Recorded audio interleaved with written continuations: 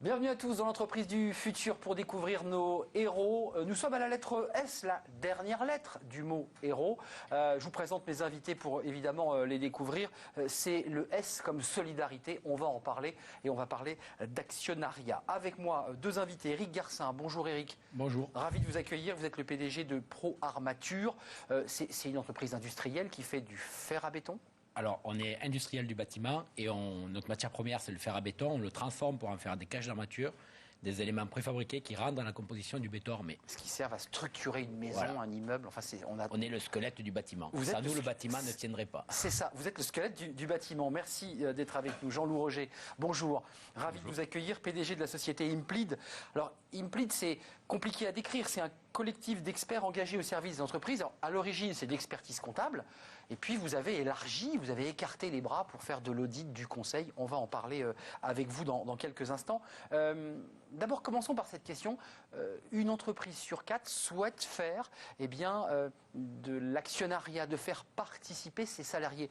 Ça vous semble être une bonne idée, une bonne piste ?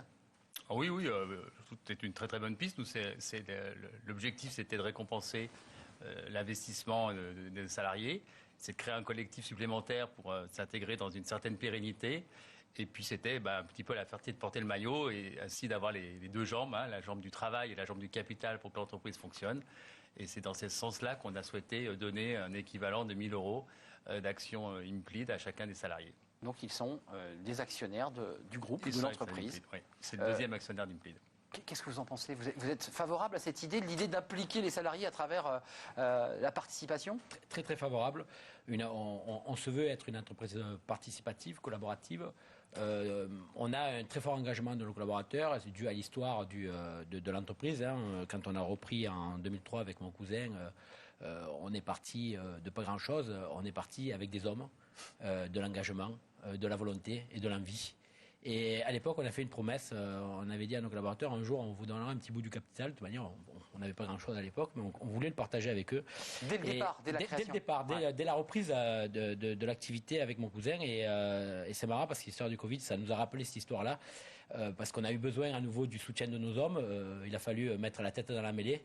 Et ils l'ont mise. Et on s'est dit, c'est l'année où il faut le faire. Donc on lance le projet rachat d'une partie du capital par les salariés.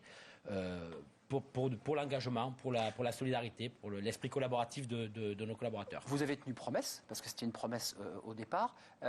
Quel est l'objectif ? C'est la motivation ? C'est de se sentir finalement unis vers le même destin et sur le même bateau ? C'est quoi pour vous deux ? Oui, c'était un alignement sur les valeurs. C'était de mettre l'action à la parole. Donc, on a des valeurs sur lesquelles on est tous attachés dans l'entreprise et qui vraiment sont fédératrices. Le collectif, l'engagement et puis l'audace. Et bien du coup, il fallait aussi qu'on trouve ce côté, de comment on porte le maillot.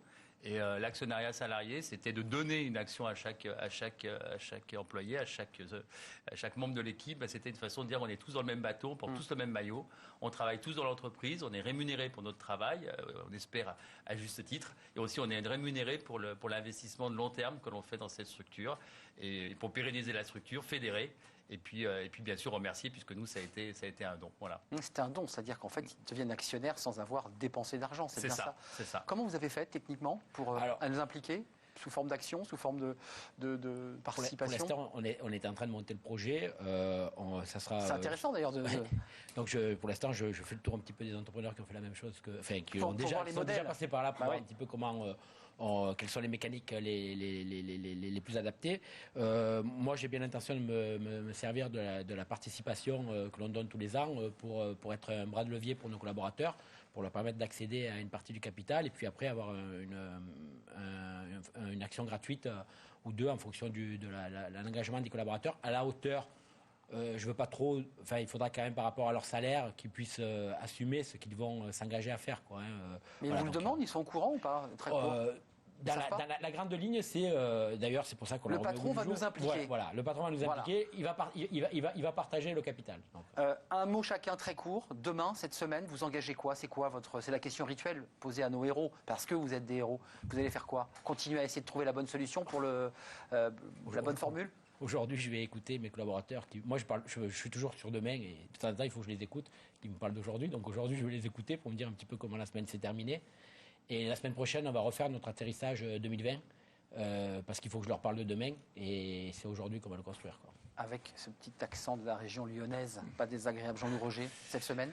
Eh bien, nous, on a une raison d'être qui est donnée à chacun de l'élan pour grandir jour après jour. Et je crois qu'il n'y a rien de plus sympathique, bonheur que de voir grandir un enfant. Et moi, aujourd'hui, ce soir, je vais rencontrer un dirigeant qui est emblématique, qui a fait une très belle entreprise dans le cadre de son assemblée générale.